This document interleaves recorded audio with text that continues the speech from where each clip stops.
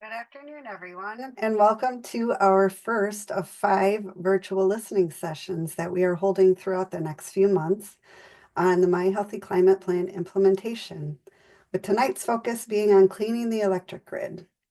I see that we have about 68 attendees that are logging in right now, and we had over 300 registered. So I'm going to start the kickoff with just a few housekeeping items. But before I go there, I should introduce myself. My name is Jennifer Acevedo, and I work with our Environmental Support Division. Um, so what we're going to do is go through a few housekeeping items and just remind everybody that all of your lines are muted. Tonight's purpose is a listening session, so we will not be answering any questions in the Q&A box. EGLE will present first, and then we'll describe after that presentation how to make a comment and open the floor to the comments. We are recording this session and we'll post it to our YouTube channel along with sending out an email afterwards. So make sure to look for that in your inbox. And I think that's the big stuff right now. So I see people are still trickling in, but we're going to go ahead and get started with our presentation portion. And then we'll have plenty of time for listening session after. So joining me tonight is Corey Conley, who leads EGLE's Office of Climate and Energy. And Corey, the floor is yours.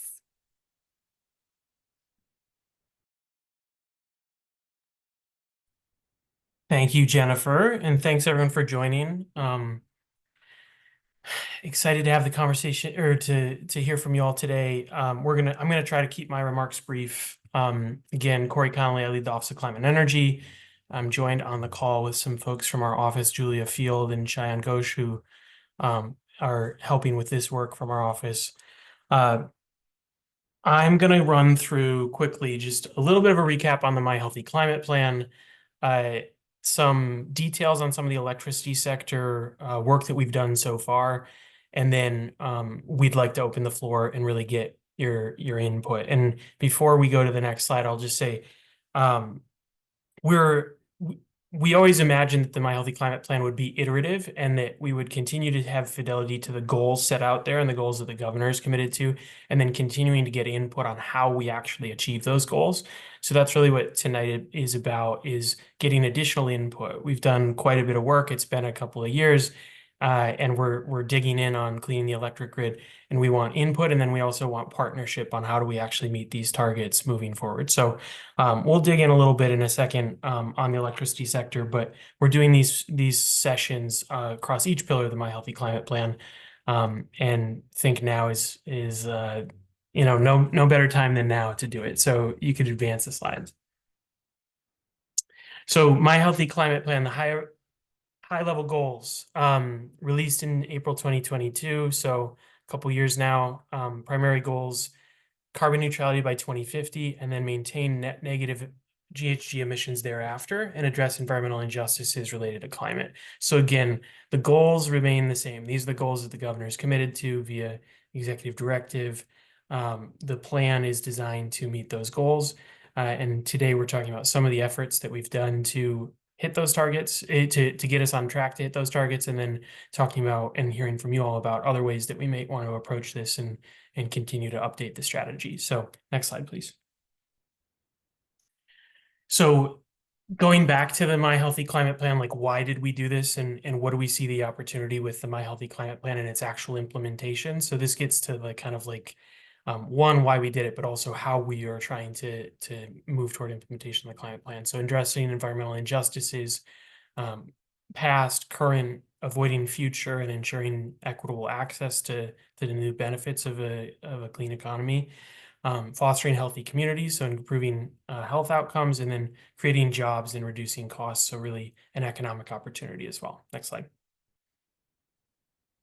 So what have we done, and where are we headed? We'll dig into a little bit on next steps later and talk through what's to come. But you can see over the years we've done a lot. The release of the climate plan in 2022, after a ton of input from work groups. Many of folks on this call participated in those topical work groups that were kind of come one, come all, and that is really a basis for a lot of the work that we're doing now. we've continued to get input throughout. Some folks will recall last year we did a series of in-person sessions that were structured around the entirety of the plan.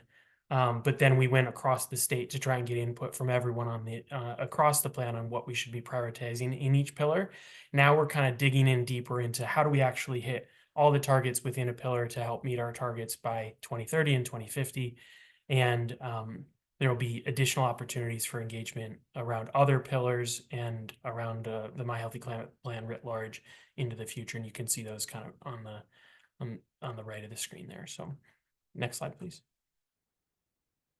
So what are the more detailed pieces of the My Healthy Climate Plan? So high level goals we talked about, but then in each pillar, there's sort of a North Star goal. We have, the 40% of benefits going to low income disadvantaged communities, trying to set that as a floor, not a ceiling in terms of ensuring those benefits. Cleaning the electric grid, which is what we're talking about today. We set a target of 60% renewable energy by 2030. Folks will recall that there are a number of kind of metrics here flying around with a variety of kind of distinctions. So there's a 100% clean electricity standard by 2040 that was passed by the legislature. There's a 50% renewable energy standard by 2030 that was passed by the legislature. The climate plan calls for 60% renewable energy through a combination of that 50% renewable energy standard and additional options that are customer driven, like voluntary green pricing and rooftop solar. So there are a number of numbers flying around. We won't get into all the methodology and everything, but the climate plan really calls for 60% renewable generation by 2030. Then you can see some of these other real world metrics that are targets in each of the other pillars. I won't get into those too deeply, but you can see on the left, there are a variety of sessions that are coming up in December and January that folks can participate in for those other pillars. Next slide, please. So today, I want to talk a little bit about some of the work we've been doing. So one of the major commitments we had coming out of the My Healthy Climate Plan was to dig in deeper to develop a statewide greenhouse gas inventory. We released a greenhouse gas inventory earlier this year as a part of the priority climate action planning process that was dictated by the Climate Pollution Reduction Grant Program under the Environmental Protection Agency, or the EPA. We've continued to dig in deeper so that we can really identify where the emissions are coming from. And Michigan's electric power sector, we're relying on EPA's tools, their state inventory tool, the SIT model.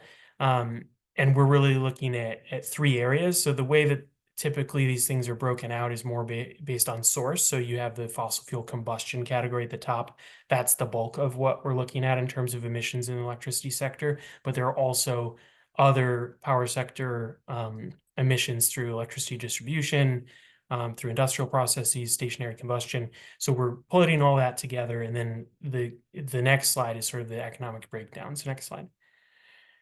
So that is all to get from the inventory, which is looking at sources of emissions and is kind of categorized in a way that isn't always intuitive, to translating that into the real world of the electric power sector. So any emissions coming from generation of electricity kind of across the board, and from that sector, that's 29%. So still biggest chunk of our emissions profile here in Michigan, and is really why we're digging in on this. And then I'll make a point here of one of the reasons the clean electric grid is such a major priority for us is, yes, we know that there are solutions that already exist that are ready to go. We have momentum there, but also the solutions in some of these other pillars. So energy intensive industries, the built environment, transportation, a lot of the kind of like first steps in those sectors do lead to efficiency and electrification.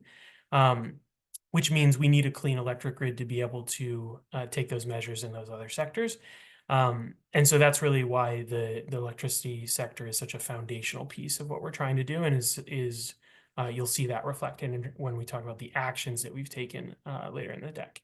Next slide, please. So I'll skim through these quickly because I do really want to get to the part where you all talk to us instead of the part where I talk at you. The largest contributor in the electricity sector continues to be coal. You can see a decline of 45% since 2005.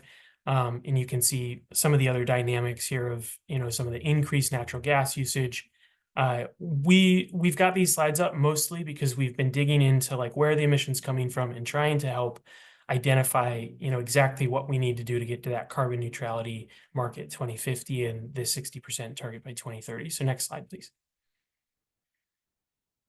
So this is another visualization of this. So on the left, you'll see where are the emissions coming from physically. I actually find this to be a really instructive exercise to really think about where are the actual power plants and facilities, where are they located. You'll see here on the left, the orange are the remaining coal facilities, and you can see we've included the closure dates. So the My Healthy Climate Plan did call for getting off of coal by 2030. You can see that we are very close to that. But the Monroe facility is scheduled for 2032. And so we're still working on kind of figuring out how do we make sure that we make this transition to being the electric grid by 2030, and how do we make sure we hit our targets. And this is a helpful kind of exercise to look at what generation assets exist in the market currently and that we're relying on. On the right, and I won't get too far into this, but these are kind of the breakdown of the renewable versus non-renewable generation capacity. We can share the slides afterward, but I'm going to keep moving just so that we can get to the input portion. Next slide, please.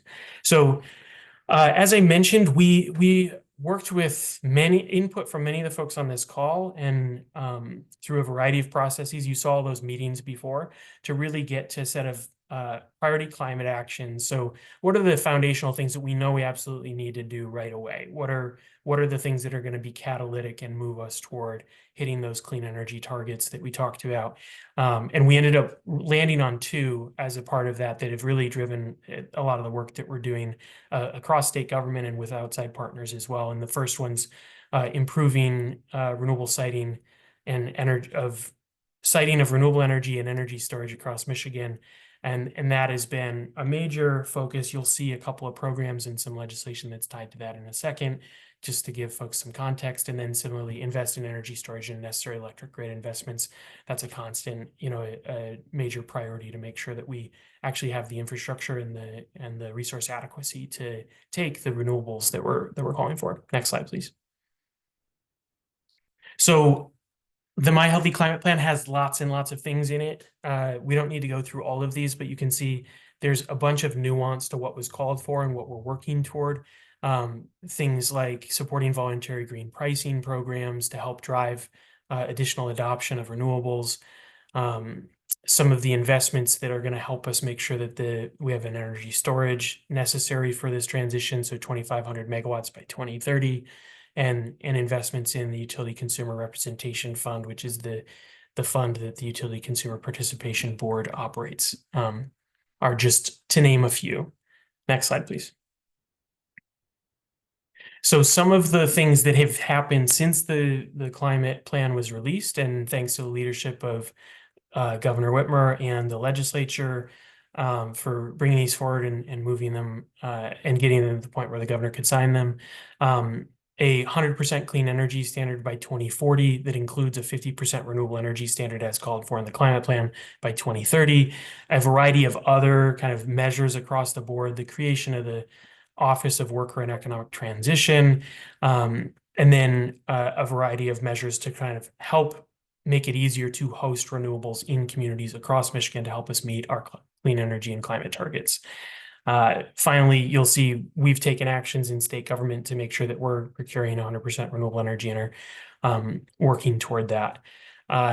Next slide. So some of the other initiatives that are going on that are a bit more like programmatic that you all will recall and hopefully helps emphasize the kind of prioritization and how important these types of meetings are to how we're going to roll out programming and what we're going to focus on. We've really pursued aggressively investments in renewable energy under the Inflation Reduction Act through competitive awards such as the Solar for All Award that is $156 million to get renewables, solar and storage and enabling upgrades to low-income households.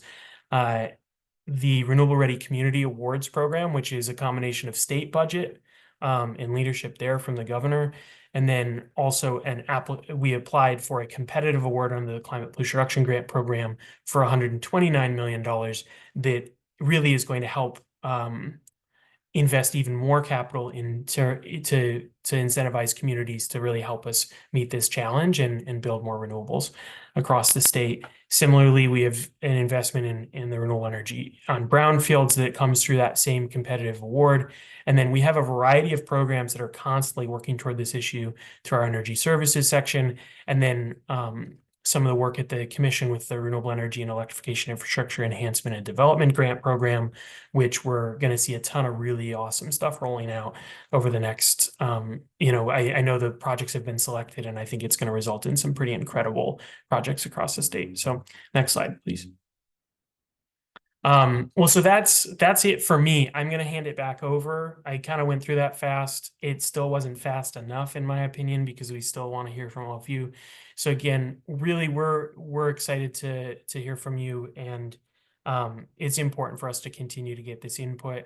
And it's the only way that we're going to be able to meet these targets is if we can continue to iterate, identify better ways to do this, and make sure that we're all engaged in doing this. The old adage that we say all the time at our events and everything is, to change everything, we need everyone. And that really starts with cleaning the electric grid here. So excited to hear more from you all about how we can do that. So Jennifer. Thank you, Corey. So I see that we have 120 people on now.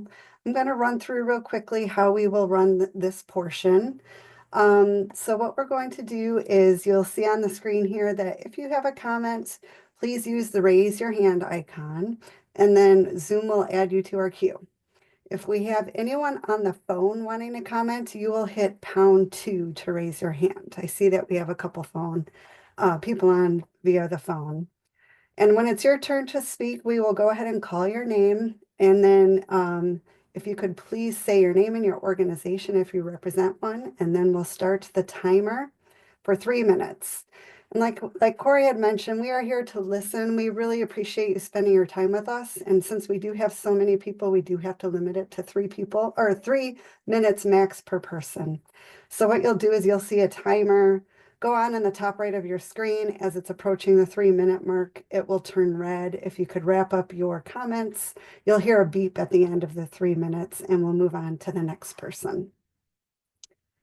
All right. And if we can't get through all of your comments tonight, you can always submit additional comments, or if you didn't get everything in your 3-minute slot, to that eagle-oce@michigan.gov email.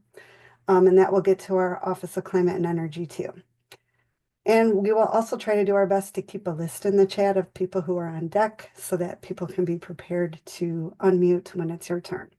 So I see we actually already have 4 hands raised. And so what I'm going to do is start with, so I'll mention the first couple so they can get ready. So the first one is Victor Jimenez, and I apologize for mispronouncing names. So that's the first one. And then Melissa Kedry. So those 2 will be up first. And then after them, I have Laura Judge and Jace Bailenja on deck. And we'll put these in the chat too. So Victor, I am going to unmute you. All right. Can you do a quick test so we can make sure, Victor? Are you there?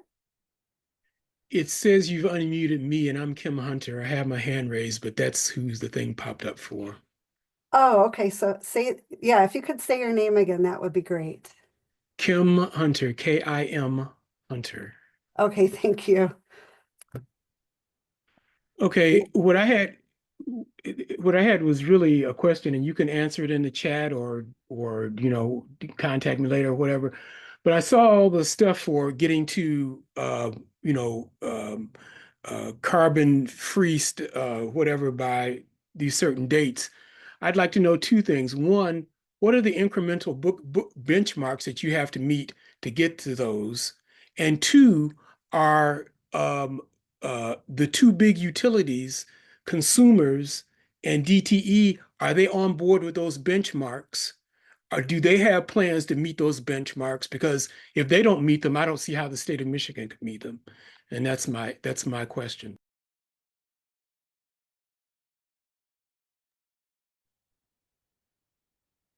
Thank you. Sorry, you're the first one, so I'm a little rusty on the timer. All right, I appreciate that. We're gonna go to the next person, and that is Melissa Kadri. Hi, can you hear me? Yes. Okay, I'm really excited about this plan. I'm just a little worried about affordability.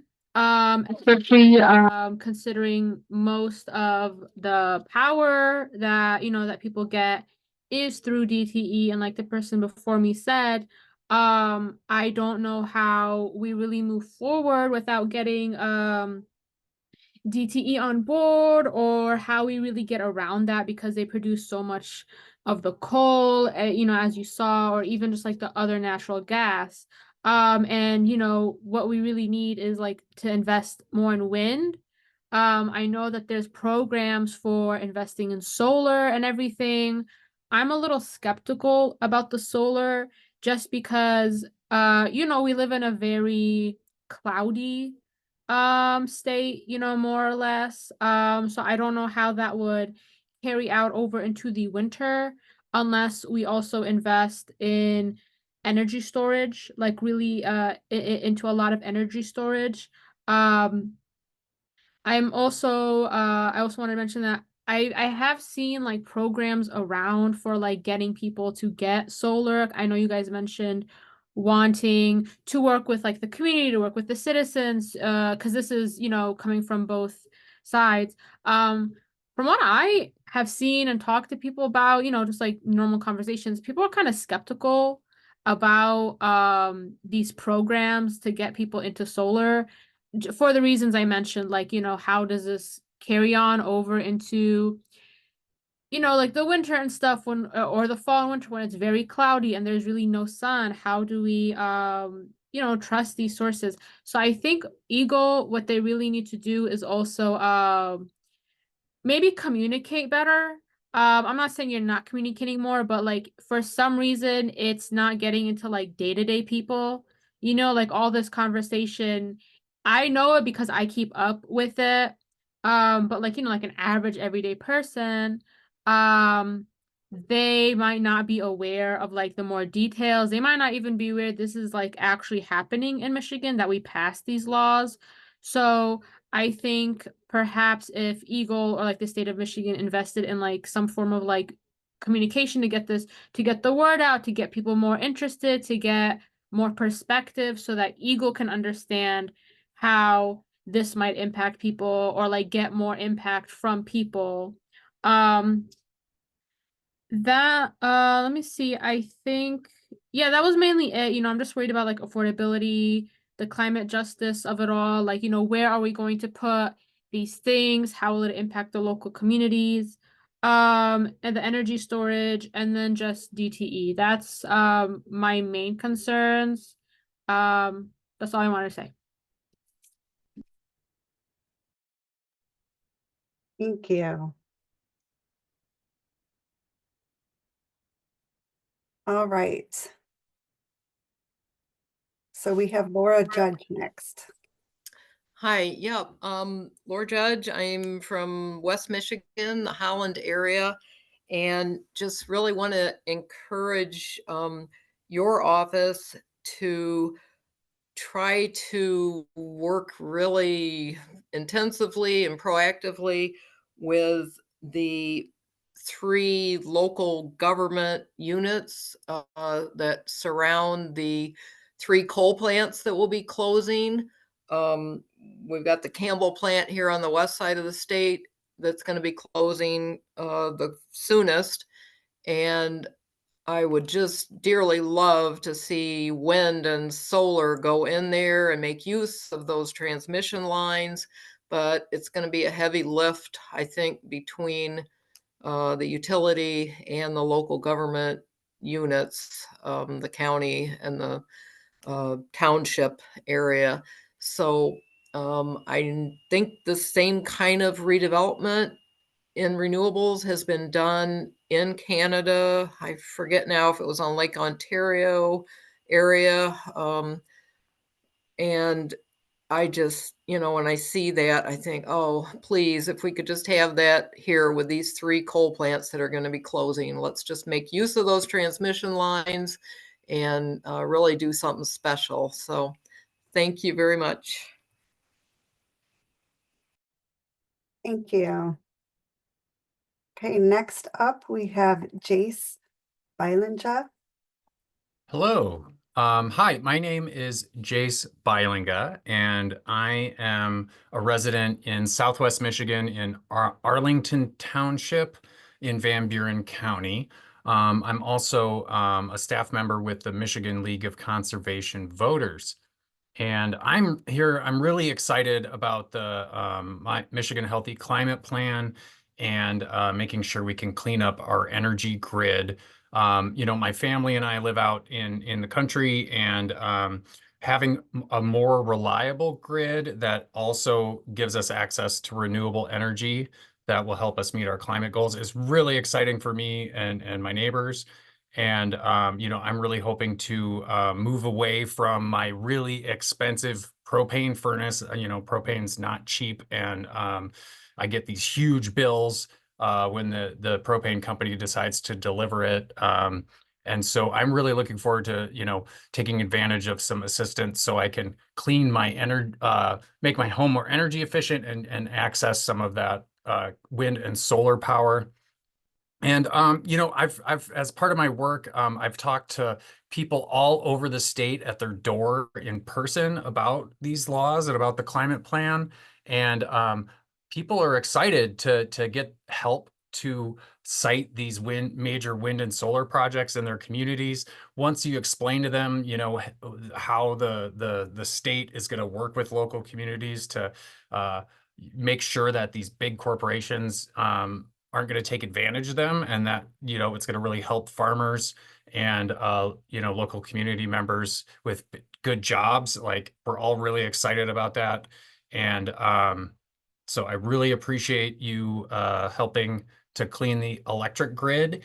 And I'll just leave my time for the rest of folks. Thank you so much for doing this. And like I said, a lot of people from the Indiana border to Lake Superior, I talked to people in the last few months, and people are really excited about climate action. Thank you. Thank you, Jace. I'm just going to take a quick minute to remind people that we are not answering questions in the chat. If you would like to make a comment, please raise your hand. Or if you don't want to do that in front of everybody, you can also send comments to eagle-oce@michigan.gov.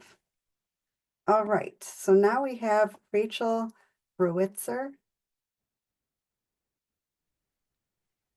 Hello, my name is Rachel, and I'm a resident of Macomb County, and therefore I'm an automatic customer of DTE.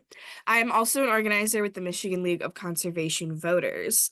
I just want to say thank you so much for, letting people speak about how we can implement these super important plans for a cleaner future. Renewable energy is so important. However, it is more than just making sure that we are reducing our carbon emissions.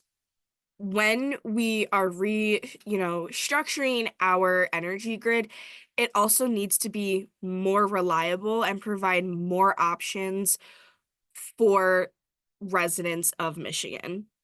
Like I said, I'm basically an automatic customer of DTE. There are not many other options to be able to search around for the best prices and the best services. I'm automatically stuck with whatever I'm given, and I don't have a choice. So many people don't have a choice. Growing up throughout so much of my youth, I rarely ever lost power, and now all of a sudden in these past 5 years, we're losing power once, twice, 3 times every year. And it's usually for days on end. And it always feels like it could be another week or 2 before we even get power because it takes so long. So when we're implementing these new clean energy structures, we need to make sure that it's going to be more reliable for our residents and offering up more options instead of just the monopoly that so many of these different energy companies hold across the area. So making sure that, yes, we're reducing our emissions, but we're also making sure that people's power continues to stay on, and also providing people a choice for who they can choose for their rates and for their reliability. Thank you so much. Thank you. All right, next up we have Andrew Collins. Andrew, are you there?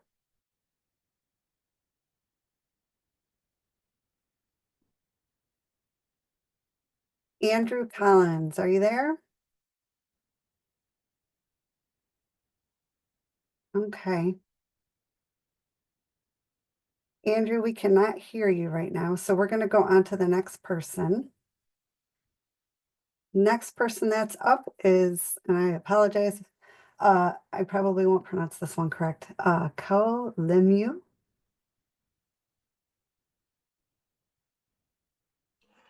Howdy. Thank you so much for the time. It's pronounced KO, but not a big deal. All right, thank you. Yeah. Yeah, I'm a resident of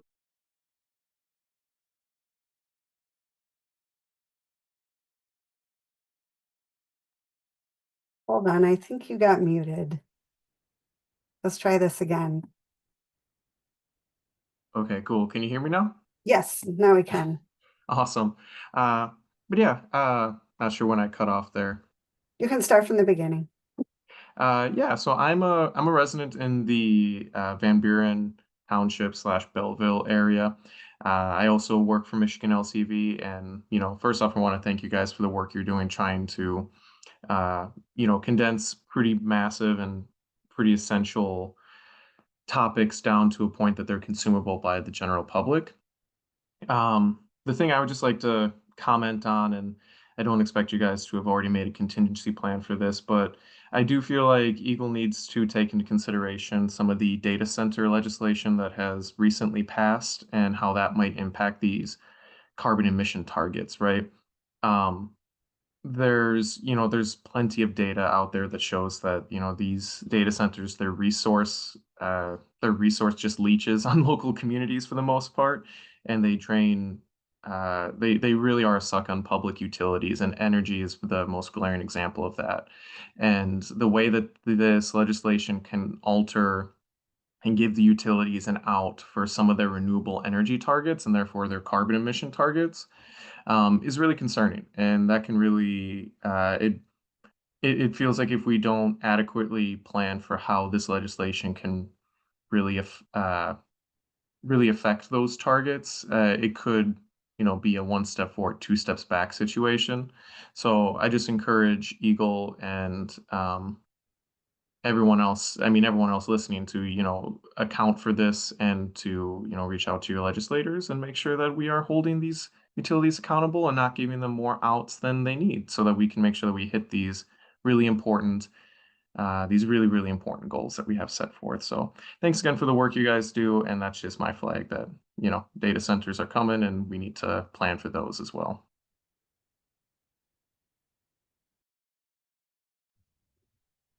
Thank you.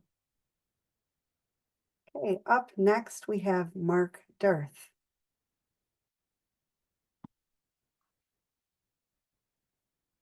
Are you there, Mark? I am. Can you hear me?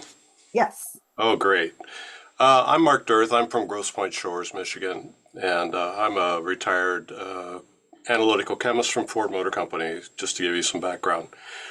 I have some very specific questions in mind here for you. I looked through your brief presentation, and frankly, I would like to have seen and heard more from you on the details of these plans. For instance, we have been shown a slide with grid scale storage of 4 kilowatts, 4,000 kilowatts, or 4,000 megawatts by 2040. This seems hopelessly inadequate compared to other states and the progress they're making. For instance, if we were to look at Texas and benchmark against what Texas is doing already, the level of renewables that they're using there is over 25% of their total energy requirement. And they're installing distributed energy storage throughout the state to help them. Now, I understand that that's a remote utility setup for Texas, but why can't we do more here in this state? It just is kind of disappointing that we're so scaled back compared to what others are doing. And the amount of renewables we have in this state are very, very low compared to other states, particularly Texas and other states that have been more progressive. When I look around Lake St. Clair, for instance, I look across the lake and I see the Canadian shoreline, and I can easily count at least 100 wind-powered systems over there installed along the shoreline. We have zero. We have zero. And I understand the thumb is beginning to install solar and wind. And I've been up there in the last couple of years and have seen the installations. But this seems to be a very, very slow progress for our state. And with the democratic system we have in place right now in this state, I think we'd be much more further along in the renewable market. And one of the areas I think that we really need to focus on is distributed energy. The future, 50 years from now, how much of the energy are we going to be getting off the grid versus local energy source? For instance, battery backup and solar panels on homes and so on. This is something that I'd like to see a document on from the state, looking at stepwise how we're going to get from where we are now to where the future will bring us in 50 years. Anyway, I'll leave it at that, and I'd look forward to any response you guys have. Thank you. Thank you, Mark. Up next is Amanda Costello.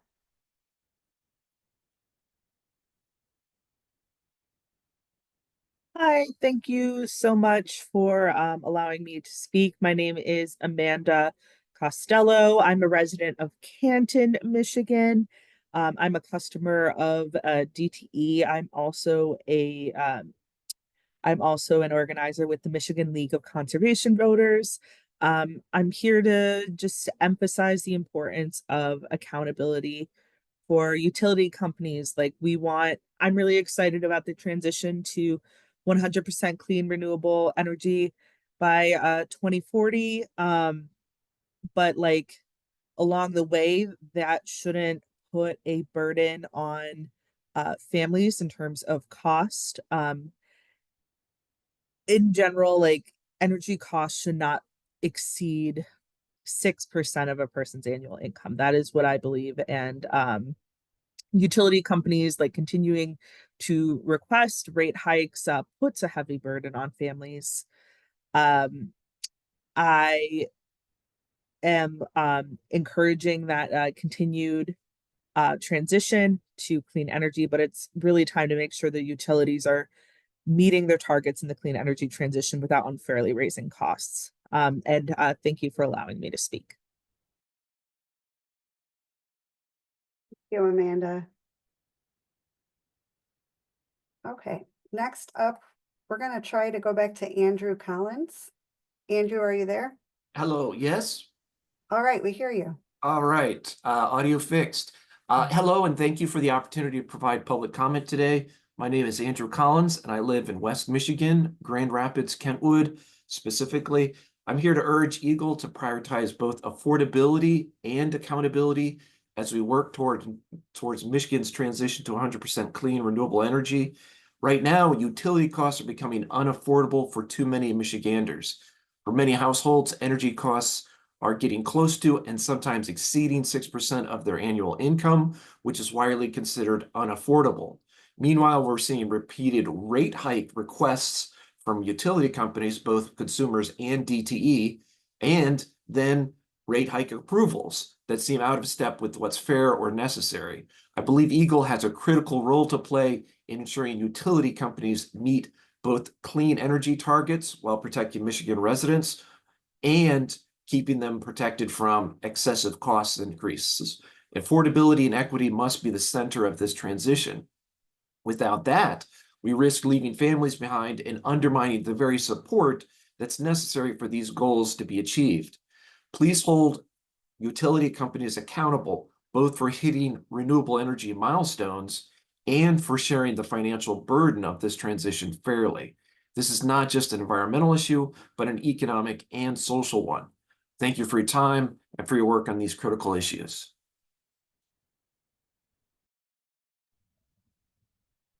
Thank you, Andrew.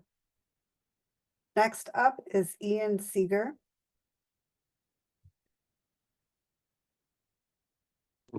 Hello?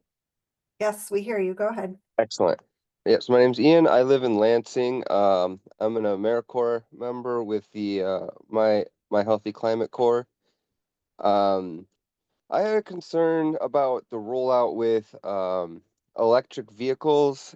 You know, on its face it seems really good. We're getting rid of using gasoline power, and it certainly has the immediate benefit of outsourcing pollution from in our streets and our cities to being centralized to wherever the power is being generated. But as we get more and more electric vehicles, that's going to put more and more stress on the grid.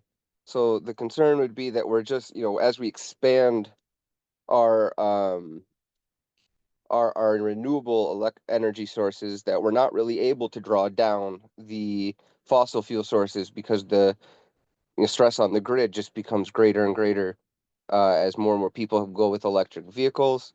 So I just want to know how much that demand as we go forward is being factored in to your plans and how you see that being handled in a way that actually lets us get off the fossil fuels, or how much other alternatives to electric cars. I mean, it seems like we're going all in on electric. If there was some sort of a sustainable liquid fuel, that it might be a better option, but I know that there's always an issue with them. So yeah, that's basically my concern. I think that's where I'll leave it there.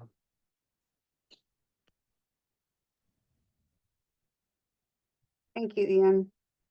Next up is Craig Bloomer.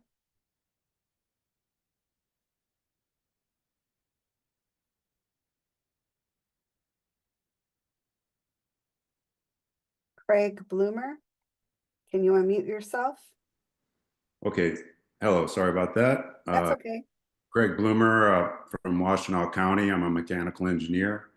And my comments are, in addition to the prior comments about the energy storage targets, I find those targets, as the prior speaker said, very low and not very much satisfactory for our long-term goals here to transition to more solar and wind, which will require a lot more storage. I'd add the Ludington pump storage plant that was built back in the 1970s. That's almost enough capacity to already meet the goal that we've established for next year. So again, not very aggressive goal at all. Beyond that, another 1,500 megawatts over the next 5 years. You know, across the country, there's a lot of plants being built or already online, exceeding 500 megawatts each. So that only amounts to a couple storage plants in our targets. When I've looked at the utility plans on energy storage, they've been very much behind the state of the industry. They're still talking about pilot plants and adjusting or trying to find rate systems that will encourage storage plants to be developed. So we have to set some more aggressive goals, I believe, and they'll become essential to establishing a clean grid that is reliable when we have intermittent storage. Finally, I'd say there's a lot of different storage technologies that are under development and deployment across the country. And so Michigan is really losing out an opportunity there to be part of the innovation and manufacturing boom in this area. Thank you.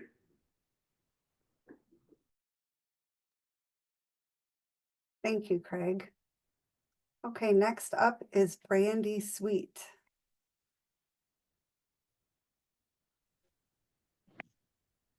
Hello, Hello. can you? Okay. My name is Brandy Sweet. I'm from Paris, Michigan.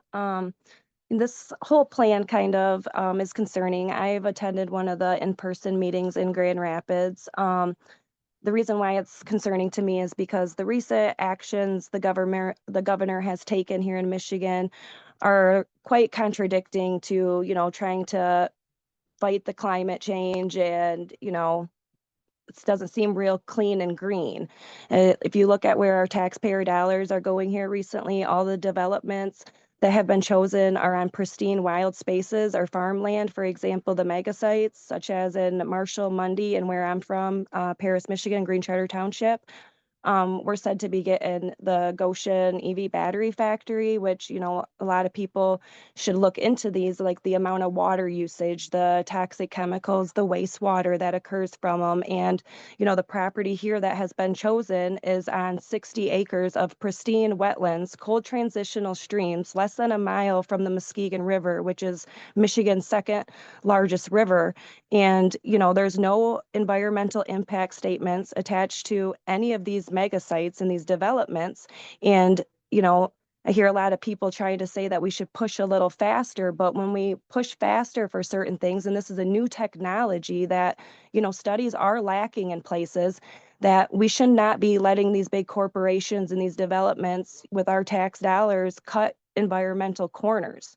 If this is so needed, we should be having environmental impact statements attached to them and proving and prior water testing, all these different things that are not occurring with these mega sites and is very concerning, especially our number one, climate fighter is supposed to be wetlands and things. I don't know why we're not protecting these areas a little bit more. And that's just all I ask for, people to look into a little bit more. In Mundy, it's supposed to be a semiconductor site, and Biden administration just cut environmental reviews for semiconductor facilities. This is concerning. There's PFAS like crazy that are known to come out of these facilities and things. And, we just need to not push and cut corners is all I'm saying. Thank you very much. Thank you, Brandy. Next up is Amani Johnson.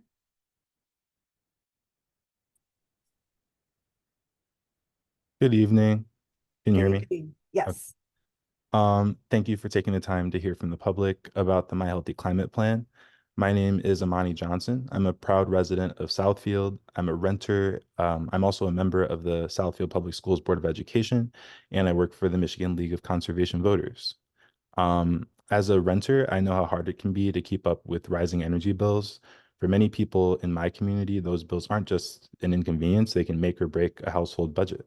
And that's why I strongly support efforts to lower energy costs, especially for low-income families, so that no one has to spend more than 6% of their income just to keep the lights on and the heat on. Renewable energy and efficiency programs can make a real difference for people like me and my neighbors. As a school board member, I also see a big opportunity for schools to get involved in the clean energy transition. In Southfield and across Michigan, many districts have vacant properties due to declining enrollment that could be turned into renewable energy sites like solar farms or battery storage projects. These could save schools money, create local clean energy, and even bring in extra revenue. But plus, they're a great opportunity for students to get excited about careers in clean energy while giving them a healthier environment to grow up in. Phasing out coal plants and shifting to renewable energy by 2030 isn't just a climate goal, it's about protecting public health and making our energy system more affordable and reliable. Cleaner air means fewer asthma attacks and sick days for kids in my district and beyond. It's a win for our health and for our wallets. This plan also needs to prioritize equity. That means making sure low-income communities and renters have access to the benefits of clean energy, from lower bills to energy-efficient upgrades. Everyone deserves a chance to be a part of this transition, not just homeowners or those with extra resources. I urge you to keep pushing forward with policies that expand clean energy, modernize the grid, and reduce energy burdens for families. This work is vital for our schools, our communities, and our future. Thank you. Thank you, Amani. Next up is Marshall Murdoch.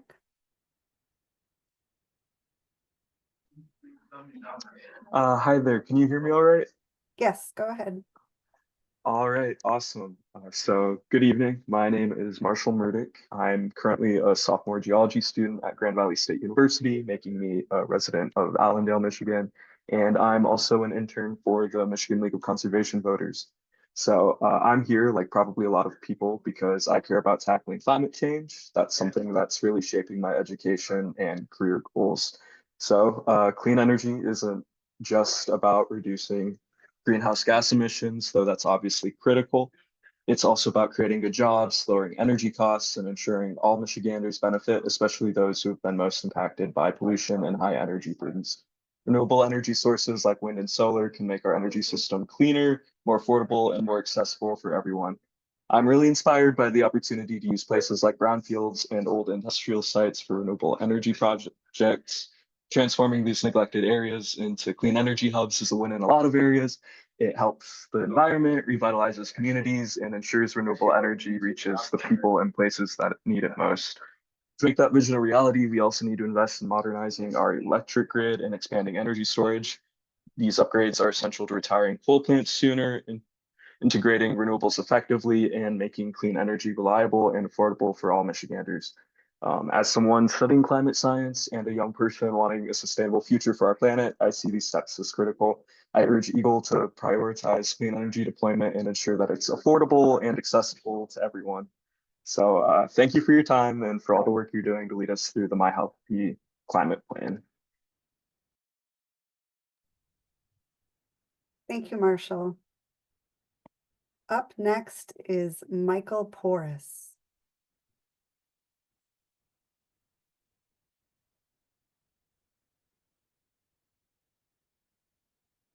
Michael Porras, sorry, we forgot to put your name in the chat. Michael, are you there?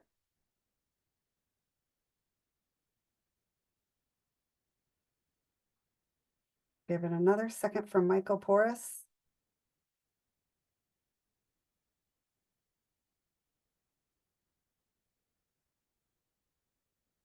All right, we will move on. And Michael, if you want to comment later, you can raise your hand again. Next up is John Forslin.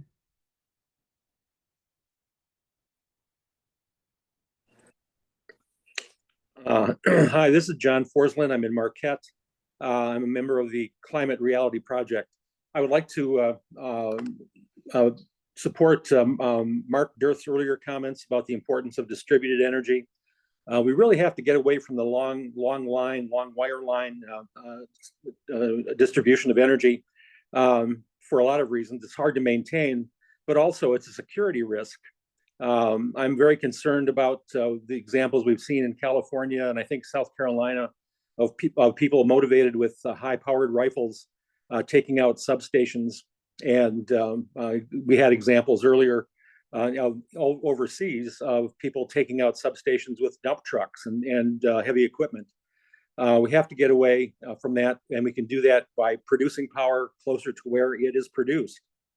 We have a lot of rooftops in cities and towns, on fire stations, on town halls, and so on, that can be used to produce and store local energy.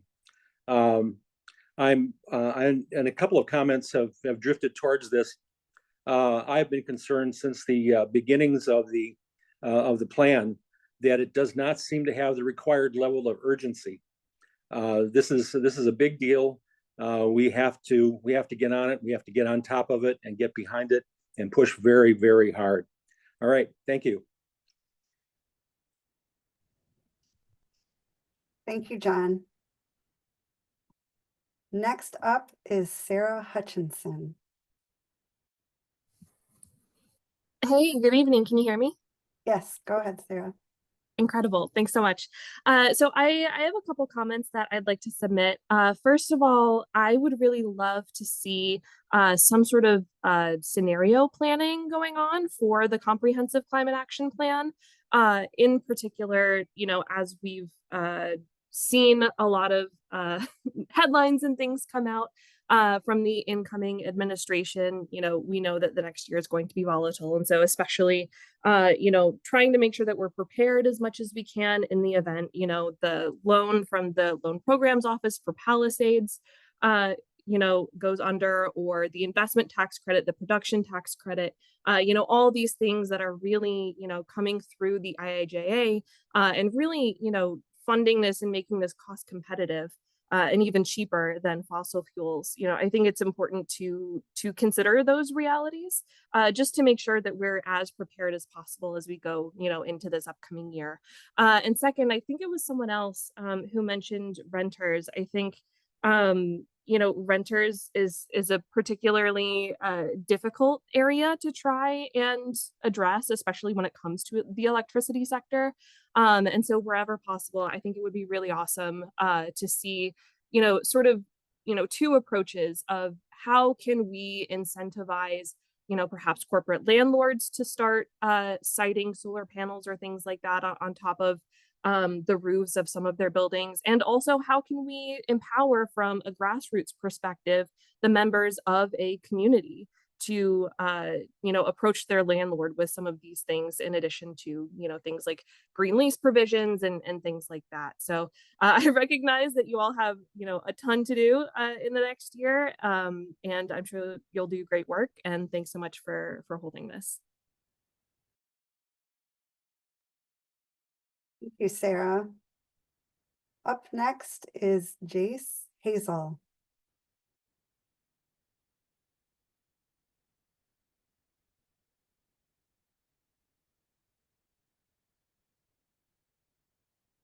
I may be saying that totally wrong. Jace Hazel, you're up next.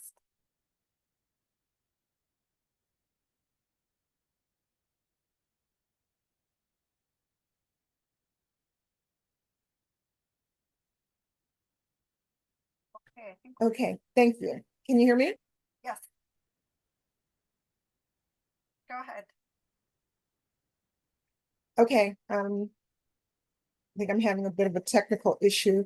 I am serving as an environmental justice fellow in the Office of Environmental Justice Public Advocate, and I have issues and concerns regarding community solar and also regarding wireless charging public roads for electric vehicles.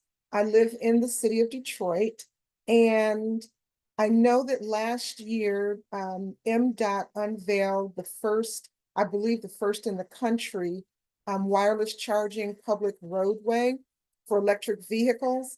And I wondered, are there any more planned for other parts of Wayne County, other parts of the city of Detroit? Right now, it's just like a quarter mile on the 14th Street corridor near Michigan Central Station.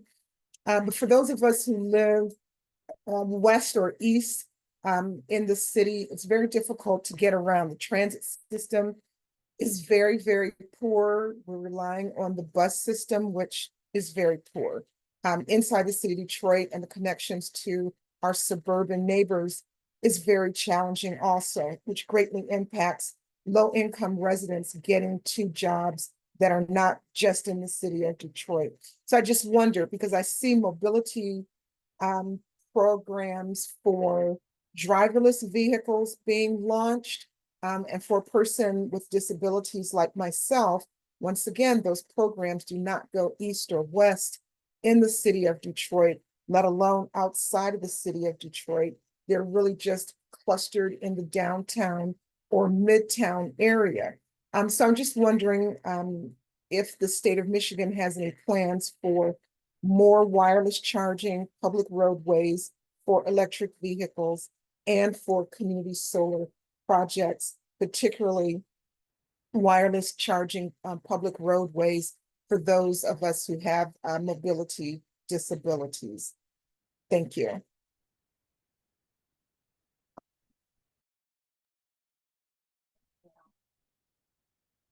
Next up, we have Dennis Burke.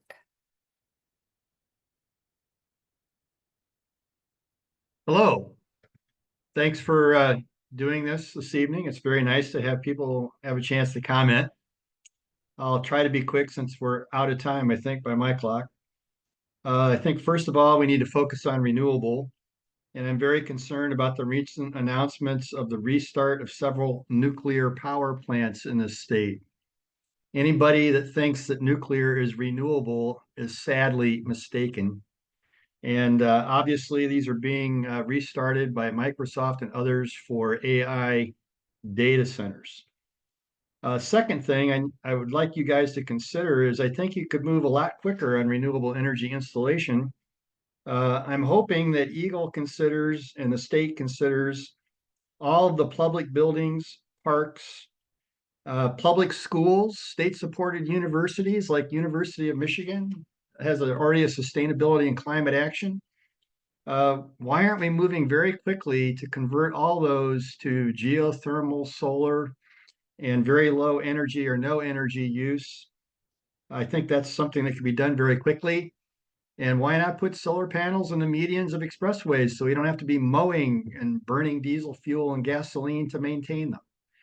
So that's my primary comments. Appreciate what you're doing. Good luck and thank you.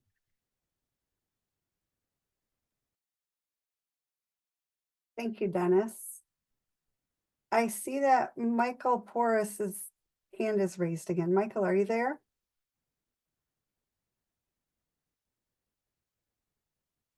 Can you hear me? Yes. Okay, great. Sorry, I couldn't unmute before. So someone just mentioned nuclear and I wanted to ask about that as well. I missed I didn't see the whole presentation earlier on. So I didn't see how much of the plan is nuclear or not. But I wanted to ask about that. Someone mentioned the 3 coal plants that are going offline, and there are efforts in other parts of the country to take those old coal plant sites and put small modular reactors on them as those come online. And there's a big push. Someone mentioned Microsoft. There's a lot of investment in small modular reactors. The United States is behind the rest of the world in that. There's a huge race to get those going all over the world. And we're actually behind in that. And it's going to come, and they are much safer than nuclear that as we've known it.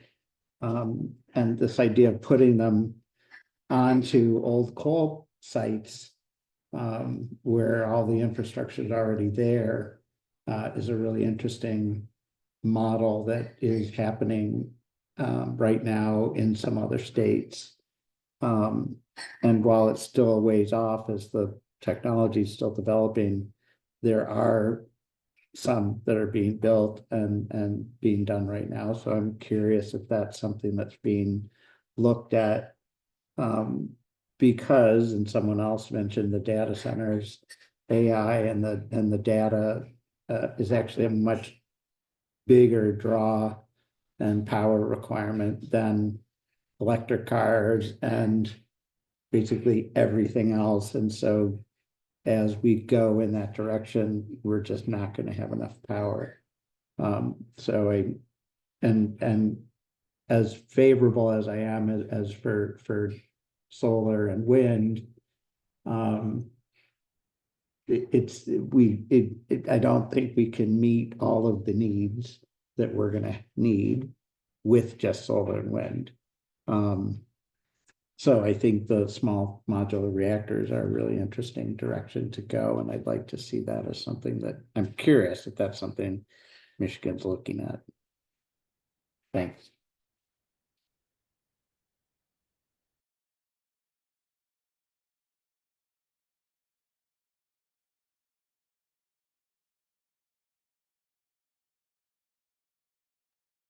Jennifer, you're muted.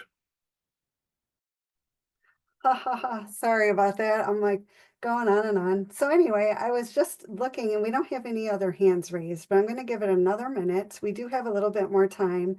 If you already spoke, we will not be taking you again because we do have to have that 3 minutes max per person, but you can submit your comments to the eagle-oce@michigan.gov, and we'll make sure to include that with the whole group. I also just wanted to say, I find it interesting, nobody went past the 3-minute mark. So I really appreciate you guys staying on task, and it's very inspiring to see all of the people that came together tonight to comment. So I do see we do have one new person. So we'll go ahead, and David Larson, you're going to be next. And if I don't see any others in the next 30 seconds, we'll have David be our last person, and then I'll send it over to Corey. All right, go ahead, David.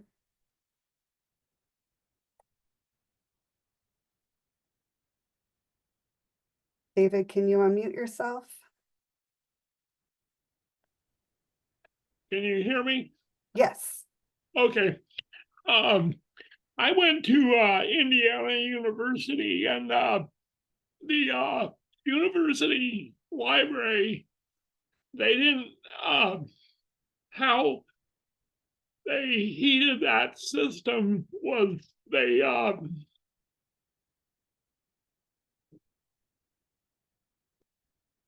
put water through the pipes, and that's how the whole building was cooled or heated,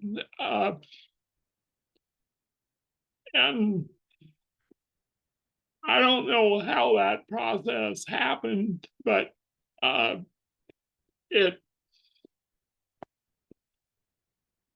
seems that's a resource that just moving it is about the only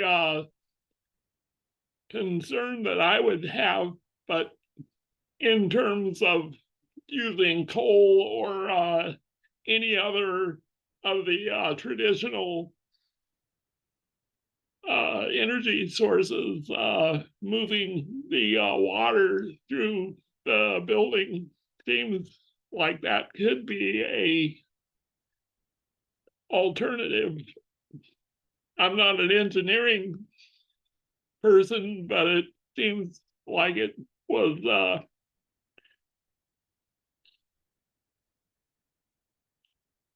a good way to go. I've gone to some of the action teams, and I think you guys are doing a good job, and it's